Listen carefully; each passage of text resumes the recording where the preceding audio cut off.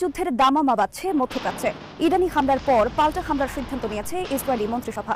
এই হামলা অত্যাসন্ন বলে জানিয়েছে দেশটির সংবাদ মাধ্যমগুলো। ইরান জানিয়ে দিয়েছে, এই ধরনের আগ্রাসনের জবাব হবে ভয়াল ঝড়ের মতো। এর ভয়াবহতা হবে ইসরায়েলি হামলার 10 গুণ বেশি এবং তা হবে মাত্র কয়েক সেকেন্ডের মধ্যে।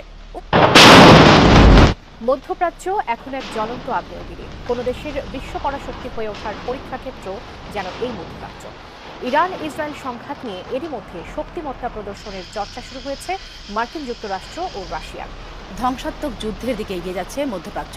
চতুর্মুখী চাপের মুখেও ইরানে পাল্টা হামলা চালানোর ঘোষণা দিয়েছে ইসরায়েলের সেনাপ্রধান হার্জি হালেভি। পাল্টা হামলার জন্য পূর্ণ প্রস্তুতি সম্পন্ন করেছে দেশটি। এদিকে তেল আবিব পাল্টা হামলা চালালে আরও বড় পরিসরে আক্রমণ করবে ইরান।